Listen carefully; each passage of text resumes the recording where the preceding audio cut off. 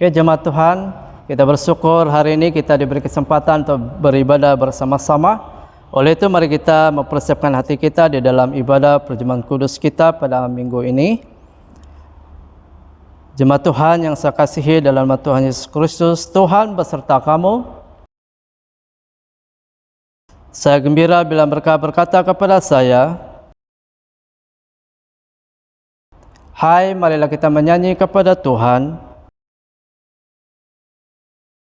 Allah itu Roh. Kemuliaan pada Allah Bapa, Anak dan Roh Kudus.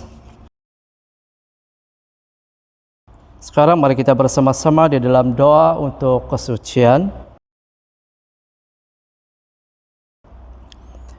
Ya Allah yang Maha Kuasa, semua hati manusia terbuka di hadapan Tuhan. Semua keinginannya diketahui oleh-Mu, dan daripada-Mu tiada rahasia yang tersembunyi. Sucikanlah niat hati kami dengan ilham Roh Kudus-Mu, supaya kami boleh mengasihi-Mu dengan sempurna dan memuliakan nama-Mu yang kudus dengan selayaknya, melalui Yesus Kristus Tuhan kami. Amin. Bersama-sama kita di dalam pujian Gloria. Kemuliaan pada Allah di tempat yang maha tinggi, dan damai sejahtera kepada umat-Nya di bumi. Tuhan Allah, Raja di surga, Allah dan Bapa yang Maha Kuasa, kami menyembah Engkau, kami bersyukur kepadamu, kami memuji Engkau sebab kemuliaan-Mu, Tuhan Yesus Kristus, Anak Tunggal Bapa, Tuhan Allah, Domba Allah yang menanggung dosa dunia. Kasihanilah kami, Engkau yang duduk sebelah kanan Allah Bapa, terimalah doa kami. Tuhan sajalah yang kudus, Engkau sajalah Tuhan, Engkau sajalah yang maha tinggi, Yesus Kristus dengan Roh Kudus dalam kemuliaan Allah Bapa. Amin. Sekarang mari kita bersama-sama mempersiapkan hati kita di dalam memuji dan menyembah Tuhan. Haleluya, mari kita memuji Tuhan. Haleluya. Oh ya Tuhan. Haleluya. Pujikan Tuhan Yesus. Haleluya Tuhan. Haleluya, mari kita memuji Tuhan.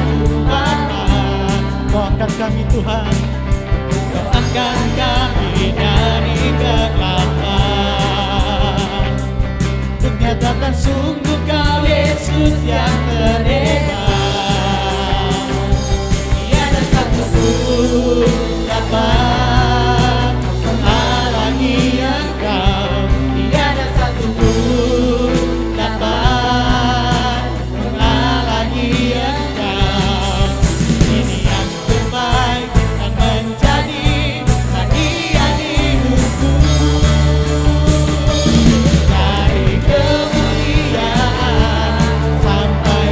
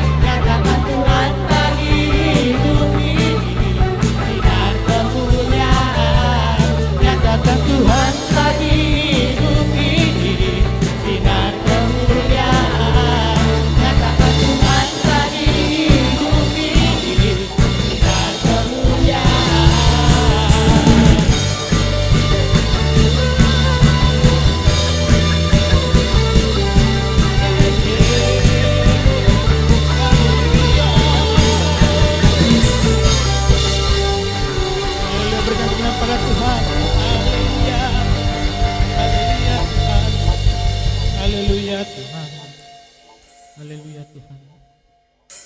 Yang bawa hati kami Tuhan di hadapan Engkau bersaksi Tuhan. Engkau yang layak disembah. Begitu besar dalamnya kasih-Mu Tuhan. Terima kasih Yesus.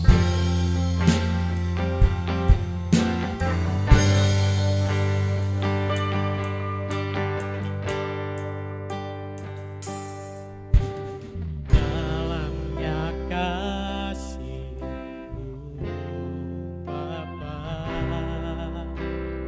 terlebih dari segalanya, pengorbanan yang termulia selamatkan ku dengan darah yang tercurah. Ampuniku atas dosa, ku bersujud kepadamu, oh Yesusku. Engkau ku sembah, Engkau ku sembah, Kau yang terindah.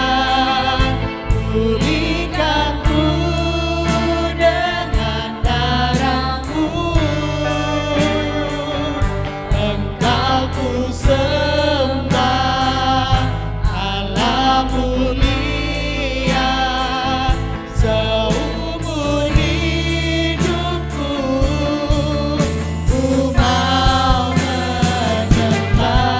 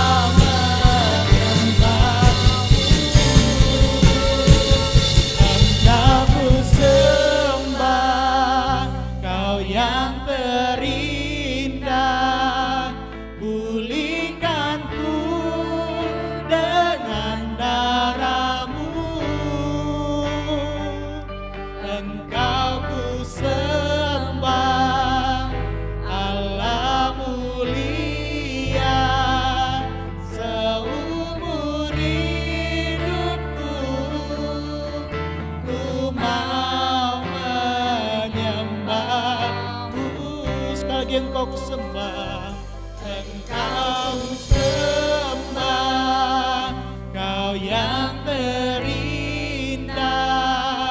pulihkanku dengan darah-Mu. Engkau sembah, Allah mulia, seumur hidupku ku mau menyembah-Mu. Engkau yang kami sembah Tuhan, Engkau ku sembah, Kau yang terindah, pulihkanku dengan darah-Mu. Engkau ku sembah, Allah mulia, seumur hidupku ku mau menyembah-Mu. Seumur hidupku ku mau menyembah-Mu. Seumur hidupku ku mau menyembah-Mu.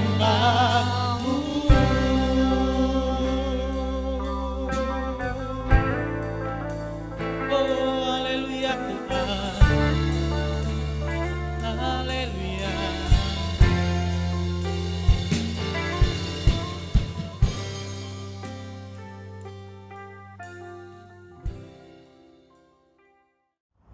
Shalom kepada semua jemaat Tuhan.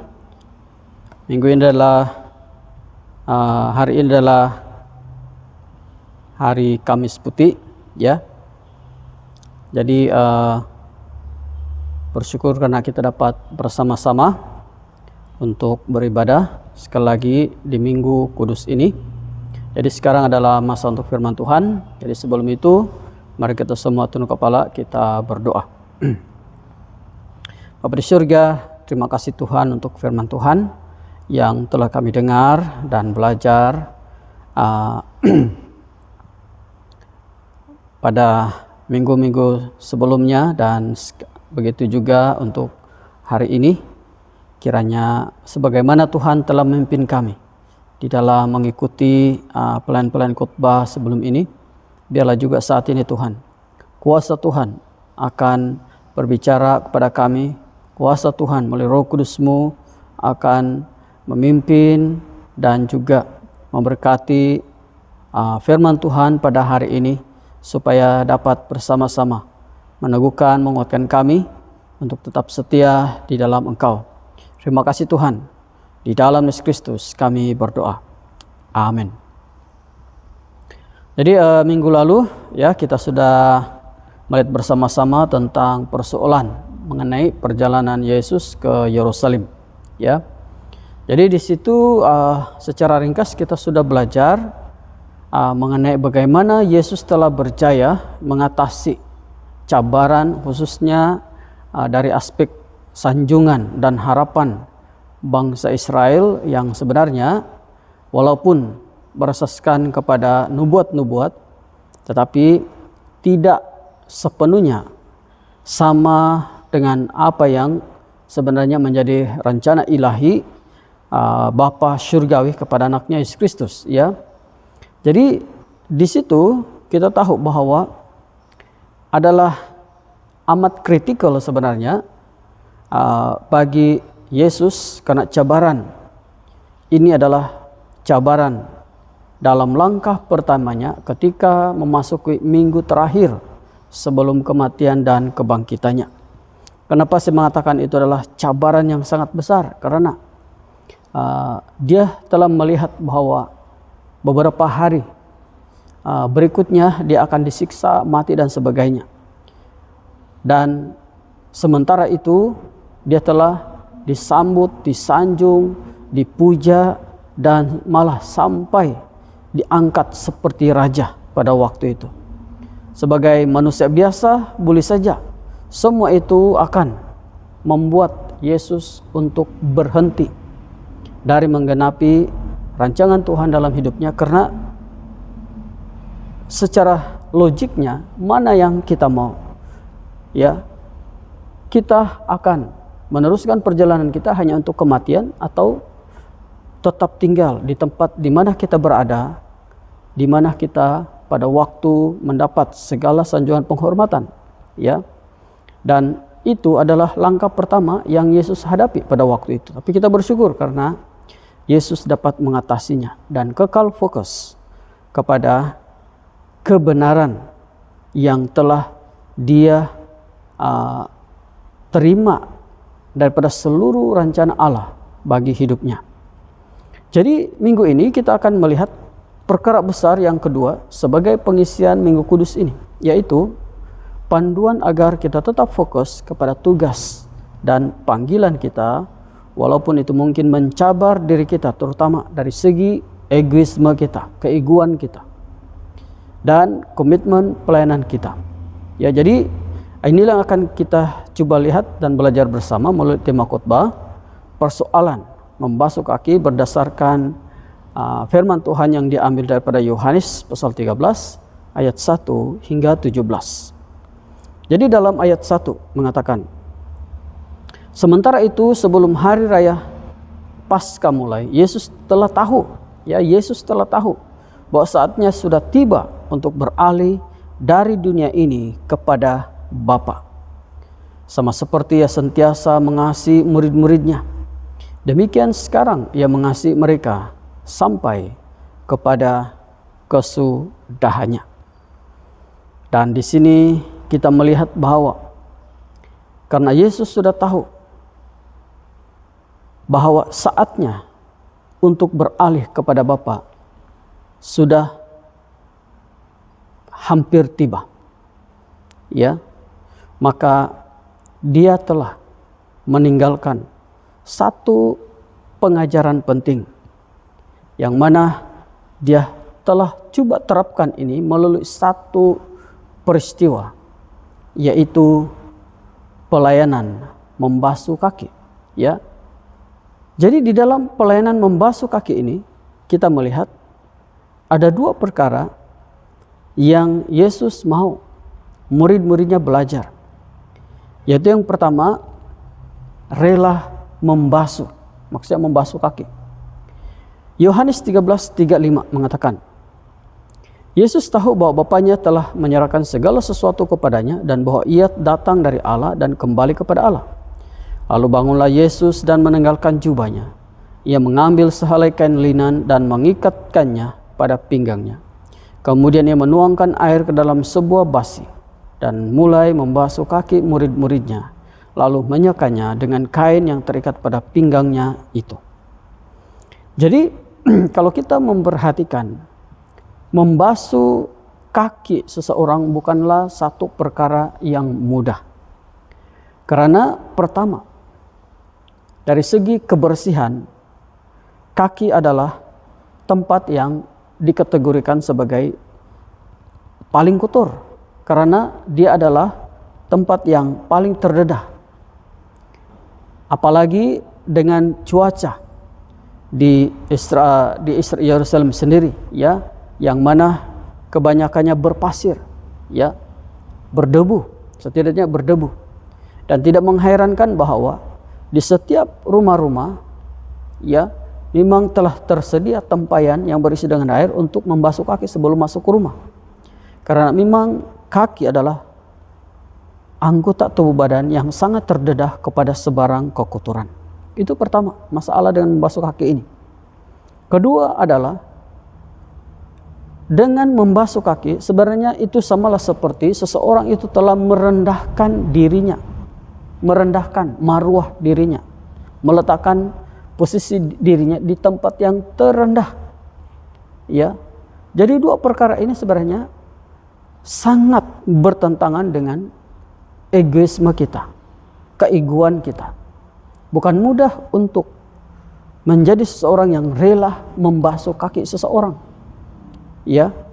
Tapi Yesus di sini menunjukkan bahwa sebagai hambanya, pelayanan basuh kaki ini adalah sesuatu yang mesti ada di dalam hidup, pengertian, dan hati setiap pelayan-pelayannya. Nah, rela membasuh kaki di sini sebenarnya akhirnya mempunyai arti yang tidak semestinya kita artikan secara hurufiahnya. Maksudnya kita harus siap membasuh kaki orang. Ya, setiap kali melayani membasuh kaki orang. Ya, bukan juga itu maksudnya. Tapi seperti yang saya mengatakan, ini lebih kepada bagaimana kesediaan kita sebagai pelayan menjalankan kehidupan pelayanan seorang hamba. Ya, karena kita ini hamba Tuhan. Jadi untuk melayani Tuhan, untuk mengikuti Tuhan, ya, untuk tetap fokus kepada panggilan dan rancangan Tuhan dalam hidup kita, kita perlu mempunyai kerendahan hati, pengertian bahwa kita ini adalah hamba Tuhan. Dan ini yang diterjemahkan dengan rela membasuh kaki. Ya, sebab Yesus sendiri sudah menunjukkannya kepada murid-muridnya. Dan dia mau murid-muridnya belajar tentang perkara ini. Yang kedua, rela dibasuh. Ya, kalau tadi rela membasuh, sekarang rela dibasuh. Dalam Yohanes 13:6 hingga 8 mengatakan, maka sampailah ia kepada Simon Petrus. Kata Petrus kepadanya, Tuhan, engkau hendak membasuh kakiku? Jawab Yesus kepadanya, apa yang kuperbuat engkau tidak tahu sekarang, tetapi akan mengertinya kelak. Kata Petrus kepadanya, engkau tidak akan membasuh kakiku selama-lamanya. Jawab Yesus, jikalau aku tidak membasuh engkau, engkau tidak akan mendapat bahagian dalam aku.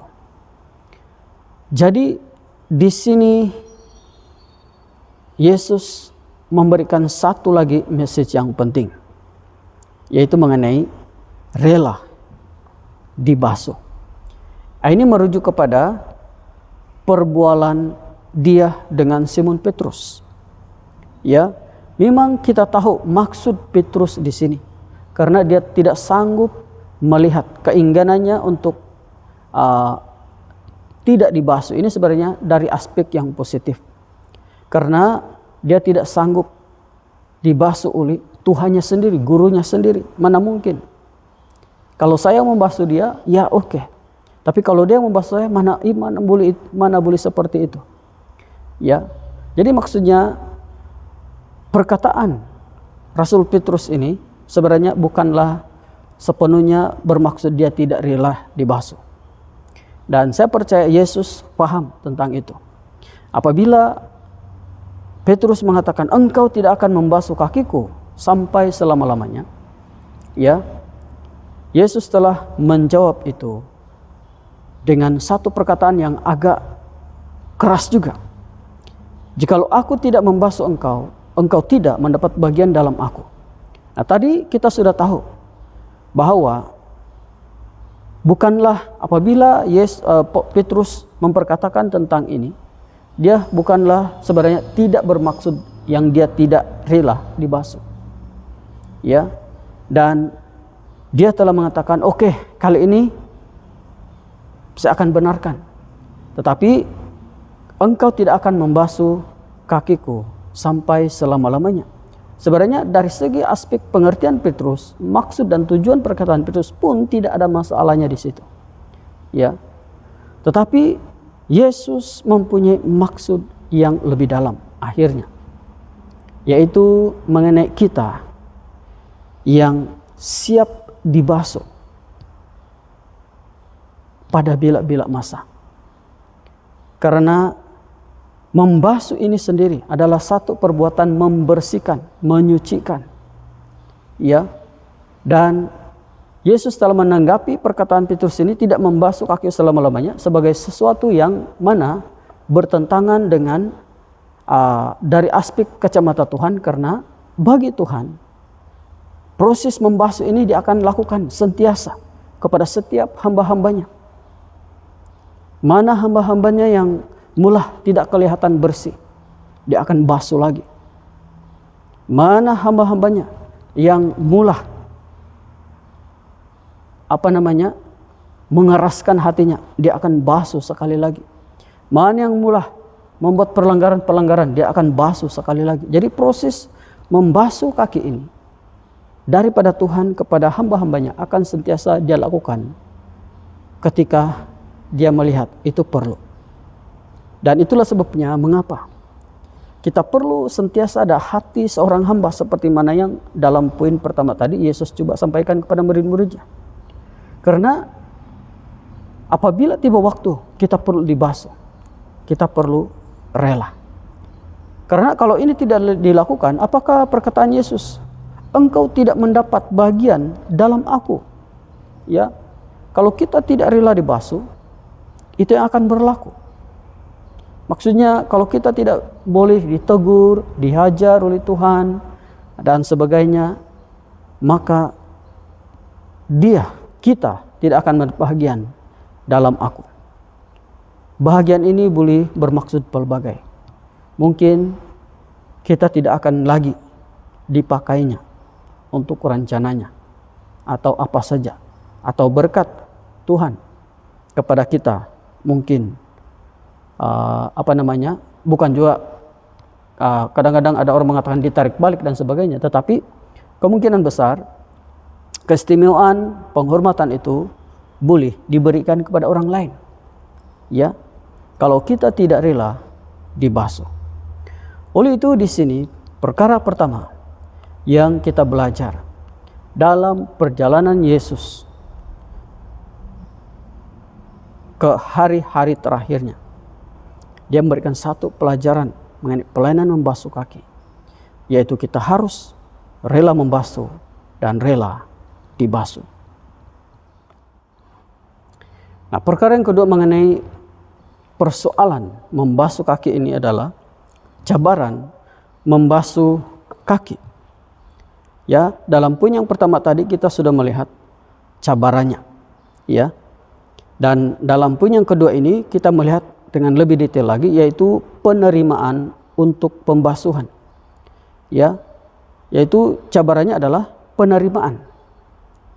Dalam ayat 9 dikatakan, kata Simon Petrus kepadanya, Tuhan, jangan hanya kakiku saja, tapi juga tangan dan kepalaku.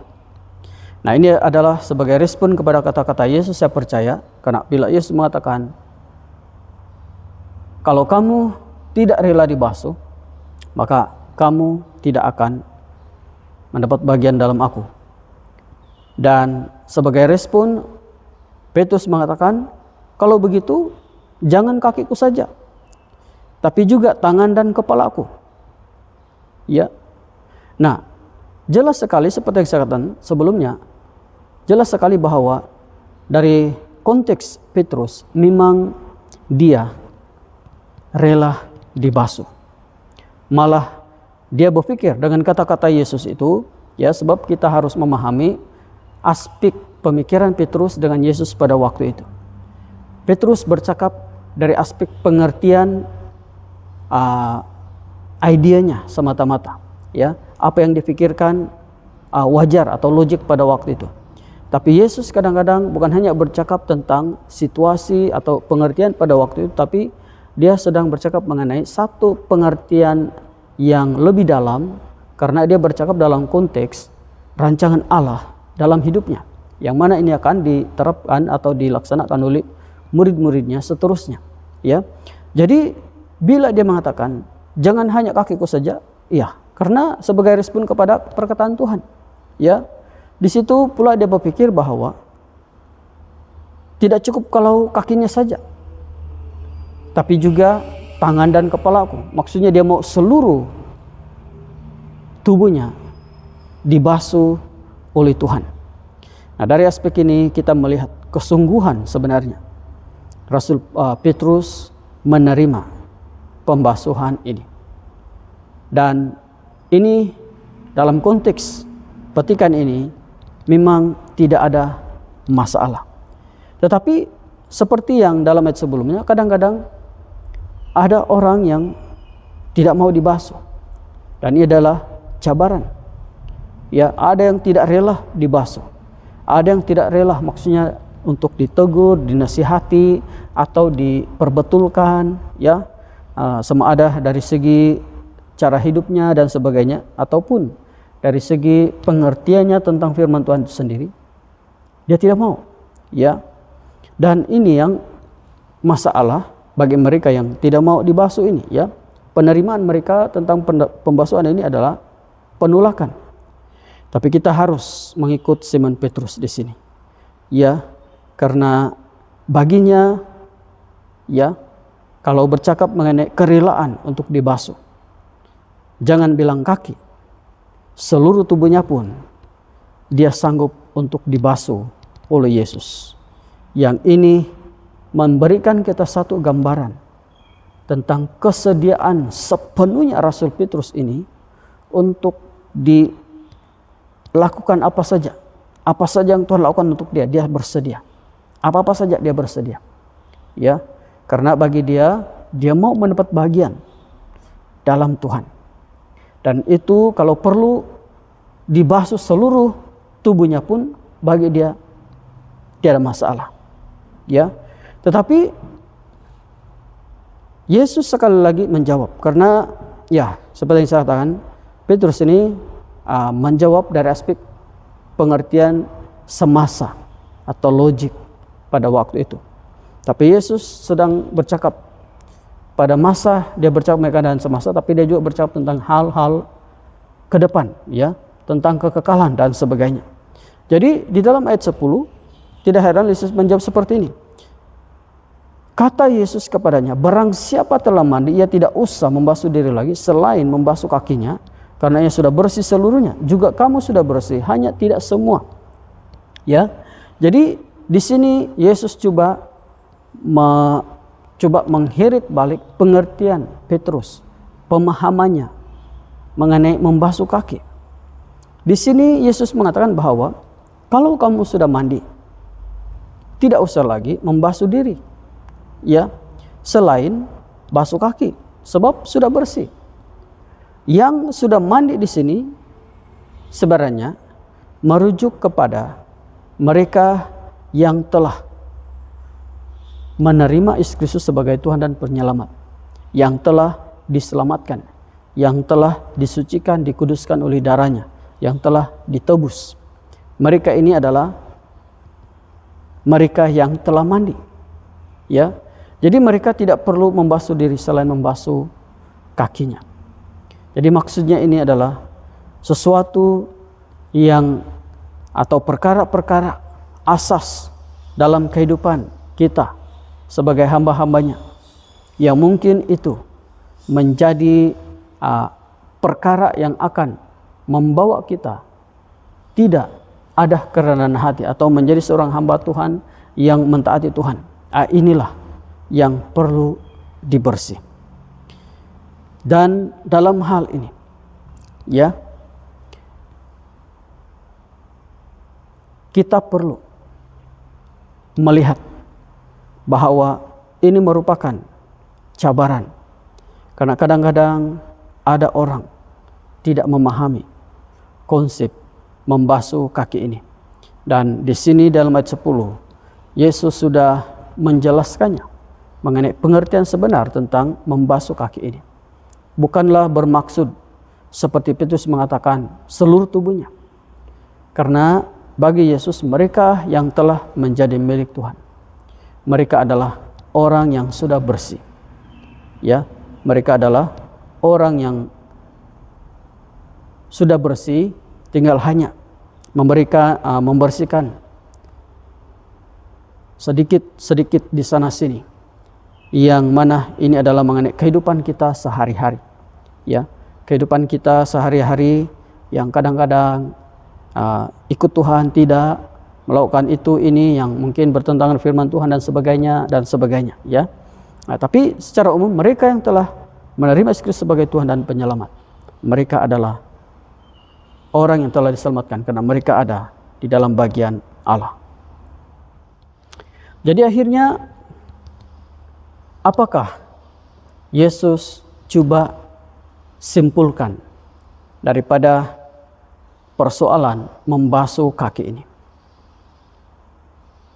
Nah, disinilah kita akan melihat dalam poin yang ketiga, pelajaran membasuh kaki. Apa yang kita boleh belajar di sini? Yang pertama adalah saling mendorong. Dalam ayat 12 dan 15 mengatakan, sesudah ia membasuh kaki mereka, ia mengenakan pakaiannya dan kembali ke tempatnya. Lalu ia berkata kepada mereka, mengertikah kamu apa yang telah kuperbuat kepadamu? Kamu menyebut aku guru dan Tuhan, dan katamu itu tepat, sebab memang akulah guru dan Tuhan. Jadi jikalau aku membasuh kakimu, aku yang adalah Tuhan dan gurumu, maka kamu pun wajib saling membasuh kakimu. Sebab aku telah memberikan satu teladan kepada kamu, supaya kamu juga berbuat sama seperti yang telah kuperbuat kepadamu. Jadi jelas sekali di sini bahwa Yesus mau murid-muridnya, para hambanya, saling membasuh kaki, ya, sesamanya.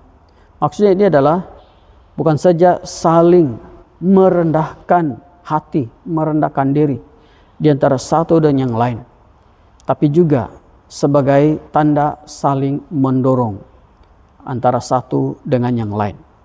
Ya, jadi di dalam pelayanan ini, ya, kita perlukan kerendahan hati, dan ini melalui kerendahan hati inilah yang akan dapat memberikan kita sikap untuk saling mendorong. Bayangkan kalau kita tidak ada kerendahan hati, tidak ada hati seorang hamba, ya, mana kita mau membasuh kaki orang lain? Kita mau kaki kita sedang dibasuh. Tapi dalam posisi ini, itu bukan mengenai kerelaan, tapi lebih kepada kekuasaan. Ya, maksudnya di sini kita mau kaki kita dibasuh berbeza dengan pengertian kerelaan karena kita mau dinasihati, ditegur dan sebagainya. Tapi ini lebih kepada posisi. Kita mau orang membasuh kaki kita untuk menunjukkan bahwa kita ini lebih besar, lebih tinggi, lebih berkuasa daripada mereka. Dan ini Yesus tidak mau. Yang dia mau adalah saling. Perkataan saling ini sangat penting. Membasuh kakimu. Artinya sebagai pelayan, mereka tidak harus merasa mereka lebih baik daripada yang lain, mereka lebih hebat daripada yang lain, mereka lebih berkuasa daripada yang lain dan sebagainya. Karena di hadapan Tuhan, mereka adalah sama, yaitu hamba-hamba Tuhan. Jadi dalam posisi yang sama sebagai hamba Tuhan, sepatutnya mereka harus mengambil sikap saling mendorong. Selain pada saling mendorong, Yesus juga mau murid-muridnya belajar dalam pelajaran membasuh kaki ini, yaitu satu lagi mengenai saling menghormati. Dalam ayat 16 dan 17 mengatakan, aku berkata kepadamu, sesungguhnya seorang hamba tidaklah lebih tinggi daripada tuannya, ataupun seorang utusan daripada dia yang mengutusnya. Jikalau kamu tahu semua ini, maka berbahagialah kamu jika kamu melakukannya. Nah, dalam poin yang sebelum ini, Tuhan telah mengajar mereka untuk saling mendorong. Dan untuk saling mendorong itu, mereka maksudnya saling membasuh kaki satu dengan yang lain. Ya. Dan adakah ini akan mengubah posisi mereka, menyamaratakan kedudukan mereka dari segi bagaimana Tuhan telah menstruktur panggilan mereka, posisi mereka? Tidak juga, karena bagi Tuhan, ya, bagaimana sekalipun mereka merendahkan. Contohnya, saya sebagai seorang padri, kalau saya cuci kaki kamu, itu tidak akan mengubah posisi saya sebagai seorang padri. Saya akan tetap seorang padri, dan itu tidak berubah. Walaupun saya telah merendahkan diri saya, ya, karena dikatakan di sini seorang hamba tidak lebih tinggi daripada tuannya. Walaupun saya merendahkan diri, tapi karena Tuhan telah meletakkan saya di posisi sebagai utusan di peringkat seperti ini, itu tidak akan mengurangkan diri saya dari aspek kedudukannya. Tapi bila saya dengan bishop, kalau dia cuci kaki saya pun, itu tidak mengubah posisinya bahwa seolah-olah saya lebih tinggi daripada dia, tidak. Ya. Jadi sebenarnya apa yang Yesus coba sampaikan di sini, tidak perlu risau soal kedudukan. Dalam soal melayani, kerendahan hati itu yang penting. Ya. Karena kita melayani Tuhan. Posisi itu Tuhan punya tahu. Dan itu tidak akan diubah oleh sesiapa. Tapi di dalam di dalam kita punya ruang, di dalam kita punya posisi, atmosfera kita harus melihat bahwa kita tidak lebih tinggi daripada yang lain. Ya. Karena yang menentukan itu adalah Tuhan sendiri. Jadi kalau kita ada hati seperti ini, maka kita tidak akan membataskan kedudukan kita. Kita tidak akan menjadikan kedudukan kita sebagai batas kepada sedalam mana, sejauh mana kita merendahkan diri untuk melayani orang, setiap orang.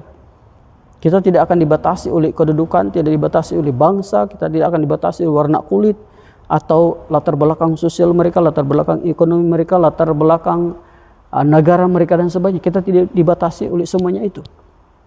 Ya. Kalau kita tahu tentang konsep ini.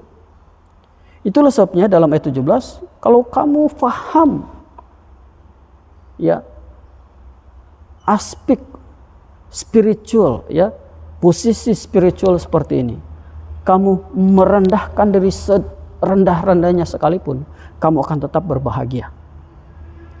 Ya. Sebab itulah dikatakan, kalau kamu buat ini, kalau kamu tahu ini dan buat ini, kamu akan berbahagia. Ya. Karena apa? Sama ada waktu kau di tempat tinggi, ya, atau di tempat paling rendah dalam bentuk, dalam konsep pelayananmu, kamu tahu itu tidak akan mengubah apa-apa. Dan karena itu tidak perlu rasa tergugatkah, tidak perlu rasa terancamkah dan sebagainya, ya. Maka itu yang menyebabkan kita bahagia. Karena fokus kita melayani. Fokus kita melayani. Kedudukan yang kita ada adalah untuk pelayanan. Bukan untuk kedudukan, kuasa, atau apa saja advantage yang lain. Ya. Nah, jadi ini adalah mengenai saling menghormati. Ya, ini adalah mengenai saling menghormati. Bukan mengenai kedudukan dan sebagainya. Jadi kalau kita ada ini, Tuhan bilang, berbahagialah kamu. Dan itulah sebabnya kita sebagai hamba-hamba Tuhan, walaupun kita dipanggil sebagai hamba, ya, tapi kita tidak pernah merasa bahwa kita ini di tempat yang paling hina. Malah kita dari satu sudut merasa bangga apabila kita dipanggil hamba Tuhan. Karena kita tahu posisi sebagai hamba Tuhan itu adalah posisi yang diberikan oleh Tuhan kepada setiap orang yang percaya dan dipanggilnya untuk melakukan perkara-perkara yang telah diamanatkannya kepada setiap orang. Jadi sebagai kesimpulan, sekarang kita mengerti bahwa jawaban kepada persoalan mengenai mengapa isu membasuh kaki menjadi salah satu pengisian dalam Minggu Kudus, yaitu minggu terakhir sebelum kematian dan kebangkitan Yesus, ialah bahwa Yesus ingin mengajarkan bahwa menjadi pengikut dan seterusnya utusan Kristus dalam melaksanakan amanat agungnya bukanlah mudah. Itu pertama. Yang kedua adalah ianya memerlukan kerendahan hati. Nah, ini susah. Kadang-kadang dianuti oleh ramai orang kerendahan hati ini. Ketinggian ya senang saja. Dan ketaatan, ya, ia memerlukan kerendahan hati dan ketaatan bukan saja kepada misinya secara umum, ya, tapi juga dalam tindakan-tindakan detail dari yang sekecil-kecilnya sehingga yang terbesar, dari yang termuda kepada yang paling sukar, dari yang paling ringan sehinggalah kepada yang paling berat. Ya, karena kalau kita hanya melihat misi menginjil sebagai contoh, ya kita boleh buat itu. Tetapi itu bukan setakat secara umum kita bilang ya saya mau mentaati panggilan ini, penginjilan ini. Sebab yang akan mengukur perkataanmu itu, mentaati itu adalah detailnya. Adakah kamu mentaati ketika kamu di dalam keadaan yang mudah atau paling sukar, atau ketika memikul satu tanggung jawab yang ringan dan sebaliknya paling berat? Ya, itulah ukuran akhirnya kepada makna kerendahan hati dan ketaatan yang kita perkatakan itu. Ya. Jadi ini yang Yesus coba sampaikan. Karena dia tahu setelah dia kembali ke surga kepada Bapaknya, murid-muridnya, bukan saja 12 rasul itu nanti, tapi juga di sepanjang perjalanan pekerjaan Tuhan sebelum dia datang kembali, situasi ini yang akan dihadapi oleh hamba-hambanya. Dan karena itu dia memberikan satu pengajaran asas yang penting agar tetap fokus, setia, dan taat kepada dia sahaja, walau apapun keadaan yang akan dihadapi. Jadi semoga pelajaran daripada membasuh kaki ini memberikan kita satu asas yang kukuh. Bagaimana sebenarnya kita melaksanakan panggilan Tuhan yang tertinggi, yaitu amanat agungnya, dalam posisi kita membawa diri di tempat yang paling paling rendah, yaitu kerendahan hati kita. Ya, ini dua posisi yang sangat bertentangan, ya, kontra. Tetapi begitulah yang Tuhan ingin kita lakukan di dalam melaksanakan setiap misi yang Dia lakukan, karena hanya kerendahan ini yang memastikan kita terus berpaut kepada Tuhan, berserah, bergantung, percaya, beriman kepada Tuhan. Itulah kuncinya. Semoga Tuhan memberkati kita. Mari kita tunduk kepala, kita berdoa. Bapa di surga, terima kasih Tuhan untuk firman Tuhan yang telah kami dengar sebentar tadi. Kiranya pelajaran daripada pelayanan membasuh kaki ini benar-benar memberi kami satu message yang besar dan penting, di mana saat kami melihat amanat Tuhan yang besar, kami akan tetap kekal di tempat kami yang terendah, yaitu serendah kerendahan hati kami. Karena kami percaya inilah kuncinya. Agar kami tetap terus setia, taat, dan bergantung penuh kepada pimpinan Tuhan dalam hidup kami. Di dalam Yesus Kristus kami berdoa. Amin. Amin.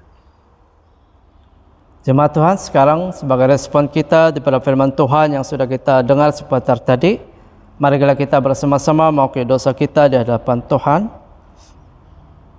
Allah yang penuh belas kasihan, Bapa kami di surga, Pencipta kami dan Hakim kami telah berdosa terhadap Engkau dan terhadap semua manusia, baik dalam pikiran, perkataan, dan perbuatan, melalui kelalaian, kelemahan, dan kesalahan yang disengajakan. Kami sekarang bertobat dan benar-benar menyesal sebab kesalahan kami. Bapa, ampunilah kami demi anak-Mu, Yesus Kristus yang telah mati untuk kami. Kuatlah kami supaya dapat mengasihi dan mentaati-Mu dalam kehidupan yang baru, melalui Yesus Kristus Tuhan kami. Amin. Allah yang Maha Kuasa mengasihani kamu, membebaskan kamu dari segala dosamu, melalui Yesus Kristus Tuhan kita. Dia meneguhkan dan menguatkan kamu untuk pelayannya dan kuasa Roh Kudus, dan melihara kamu dalam kehidupan yang kekal. Amin.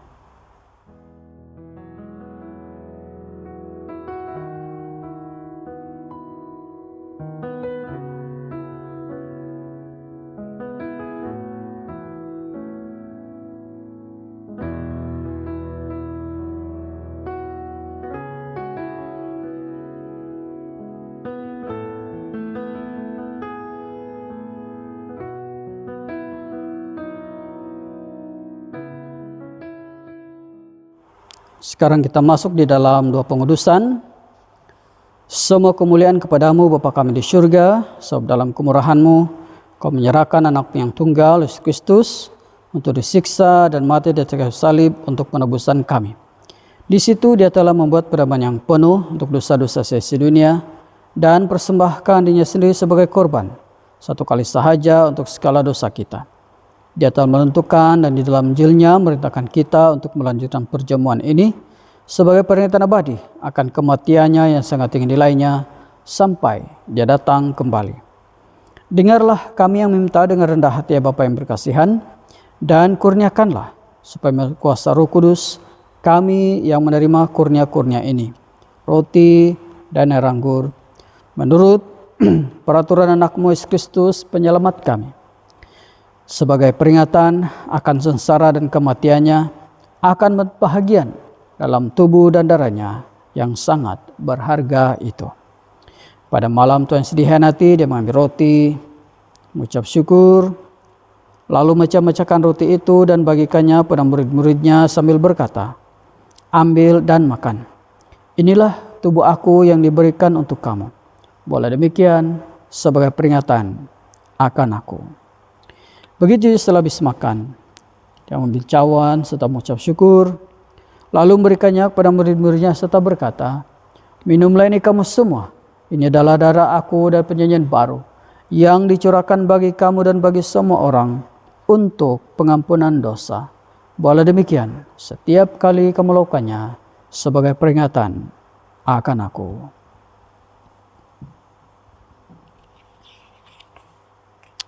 Bersama kita, Kristus telah mati, Kristus telah bangkit, Kristus akan datang lagi.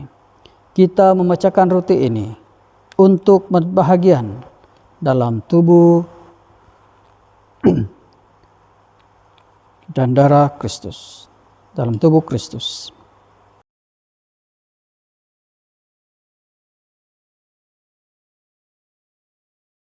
Berbahagialah mereka yang dijemput ke perjamuan domba.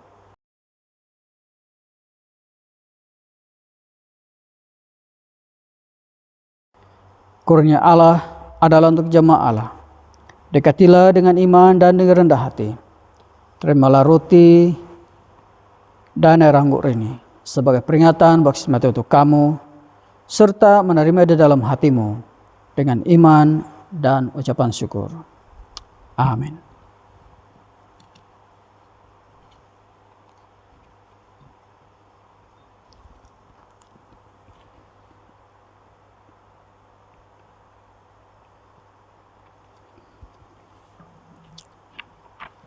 Sekarang ketua keluarga atau pemimpin bolehlah membagikan elemen perjamuan kudus kepada anggota masing-masing.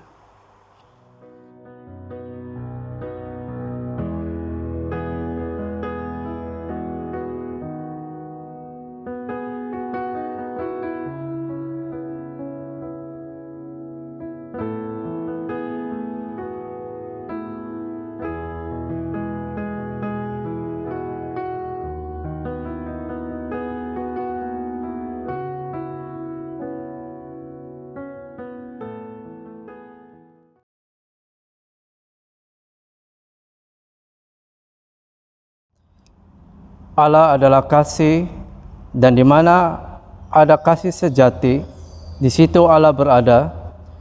Di sini di dalam Kristus kita berkumpul. Kasih Kristus panggilan kita, Kristus cinta kita menyertai kita, sukacita sampai selamanya.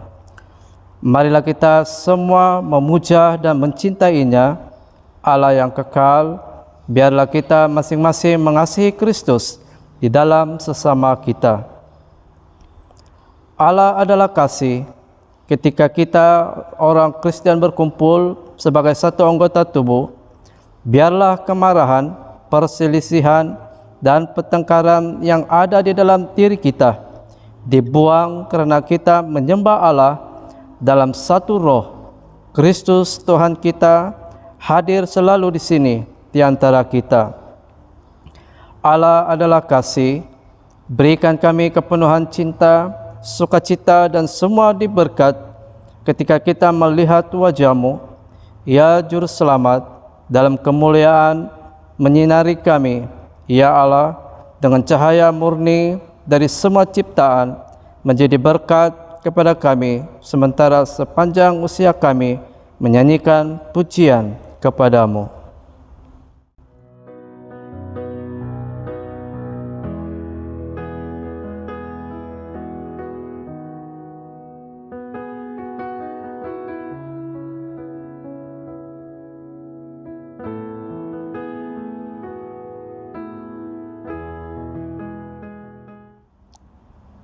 Tuhan Yesus Kristus, Engkau telah mengajar kami bahwa apa yang kami lakukan ini adalah untuk saudara-saudara kami, dan kami juga melakukan ini untuk-Mu. Berikanlah kami keinginan untuk menjadi hamba orang lain, seperti Engkau menjadi hamba kami karena kami semua, dan menyerahkan hidup-Mu dan mati untuk kami, tetapi kami masih hidup dan memerintah kini dan selama-lamanya.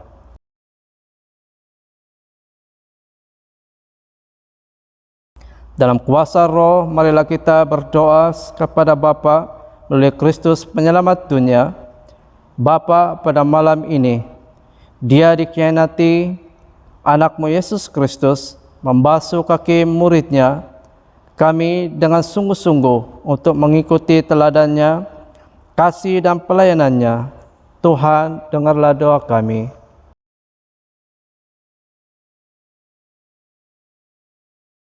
Pada malam ini, Dia berdoa untuk para murid-Nya untuk menjadi satu. Kami berdoa untuk kesatuan gereja-Mu. Tuhan, dengarlah doa kami.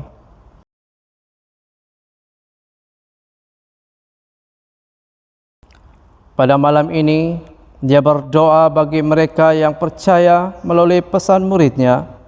Kami berdoa untuk misi gereja-Mu. Tuhan, dengarlah doa kami.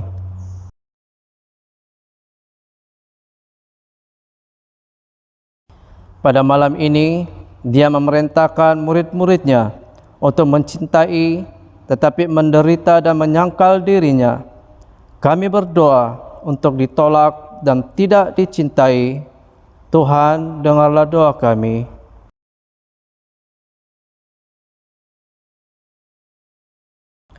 Pada malam ini, Dia mengingatkan para murid-Nya bahwa jika dunia membenci mereka, dunia terlebih dahulu membenci Dia.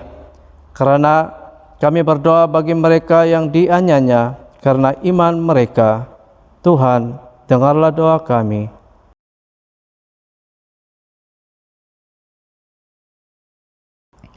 Pada malam ini, Dia menerima cawan kematian dan memandang ke hadapan untuk wayang baru, untuk kerajaan itu.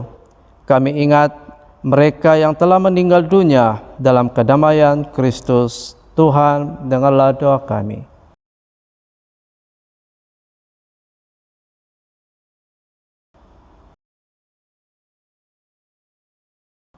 Bagaimana kesepian duduk di bandar yang dahulunya dipenuhi dengan orang-orang.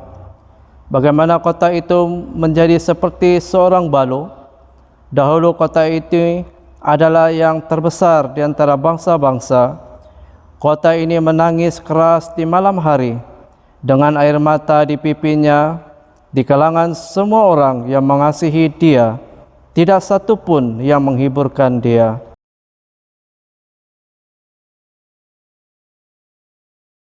Jalan-jalan ke Sion berduka cita. Tidak ada seorang pun yang datang ke perayaan-perayaan. Semua pintu itu adalah sepi. Imam-imamnya merintih, anak-anak gadisnya bersedih hati, dan banyak kepahitan dia alami. Anak-anaknya telah lenyaplah, ditawan sebelum diserang. Adakah apa-apa untuk kota Yerusalem ini? Semuanya ini telah berlalu. Melihat dan melihat, jika terdapat apa-apa kesedihan seperti kesedihan saya,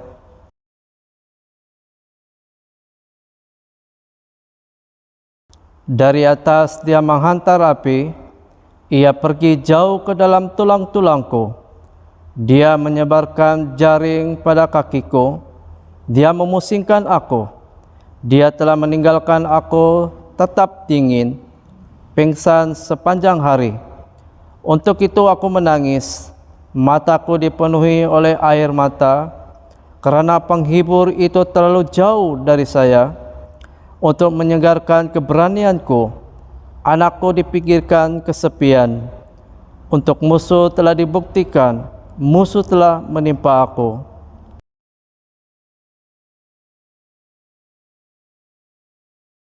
Semua yang melalui sepanjang jalan bertepuk tangan padamu.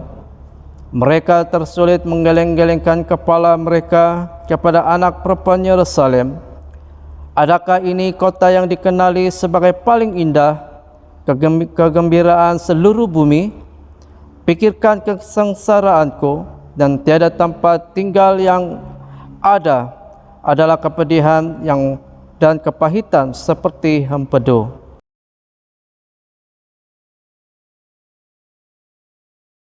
Kasih setia Tuhan tidak pernah terhenti, belas kasihannya tidak pernah berakhir, selalu baru tiap pagi.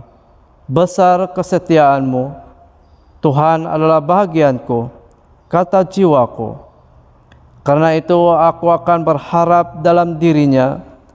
Tuhan itu baik kepada mereka yang menanti Dia, untuk jiwa yang mencari Dia.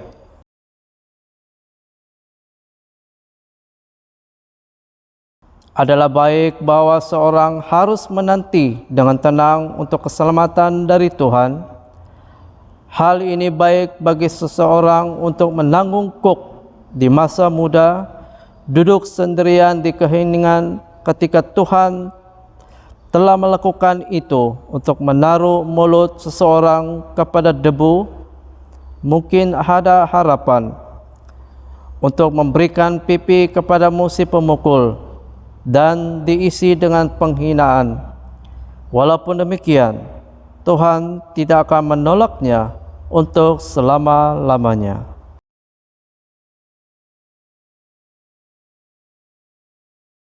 Mari kita bersama-sama di dalam doa hari ini.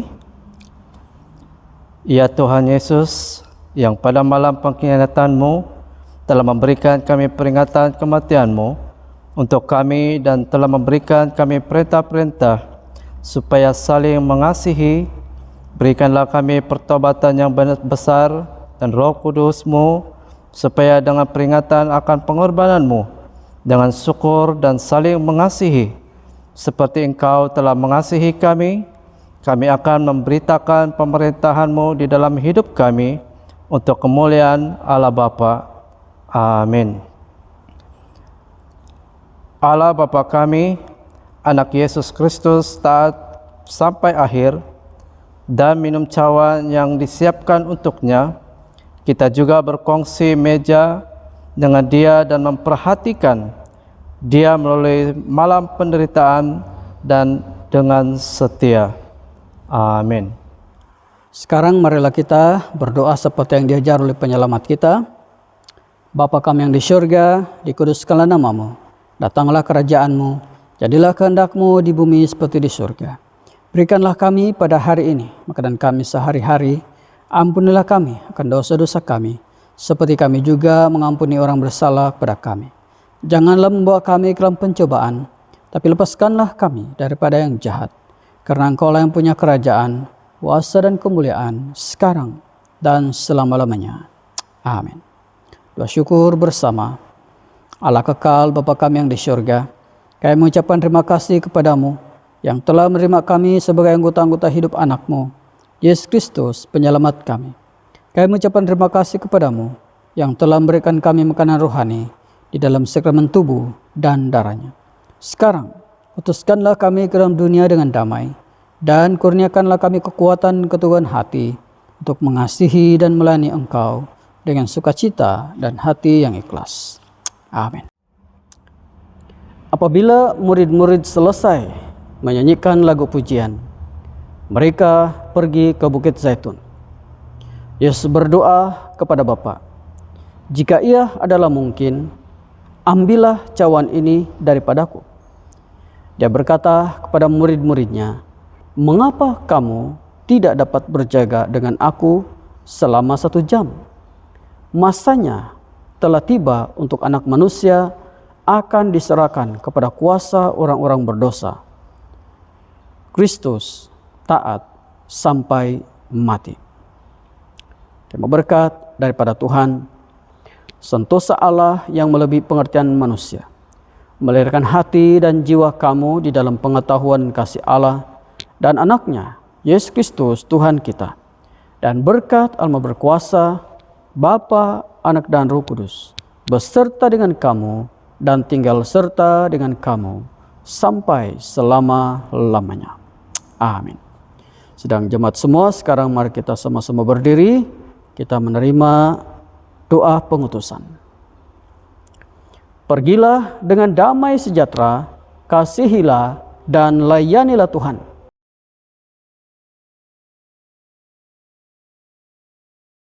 Amin.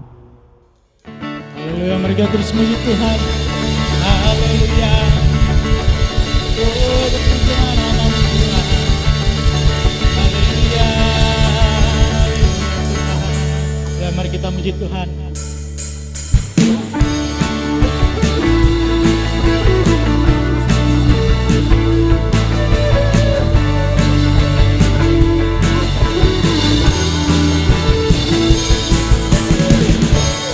Naikkan sungguhku segala perbuatan kasih-Mu di dalam hidupku. Tiada terukur betapa besar kasih-Mu, sungguh aku makan Engkau. Yesus, Kaulah segalanya, melebihi semua yang ada padaku. Oh Yesus, Kaulah segalanya, seutuhnya ku berikan hatiku untukmu. Oh dia,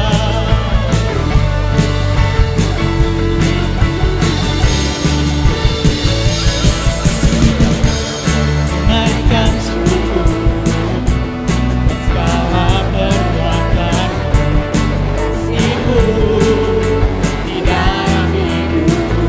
Tiada terukur, tiada terukur betapa besar kasih-Mu, sungguh aku akan Engkau. Yesus, Kaulah segalanya, melebihi semua yang ada padaku. Oh Yesus, Kaulah segalanya, seutuhnya ku berikan hatiku. Yesus, Kaulah segalanya, melebihi semua yang ada padaku. Oh Yesus, Kaulah segalanya, seutuhnya ku berikan hatiku untukmu, seutuhnya ku berikan hatiku, seutuhnya ku berikan hatiku.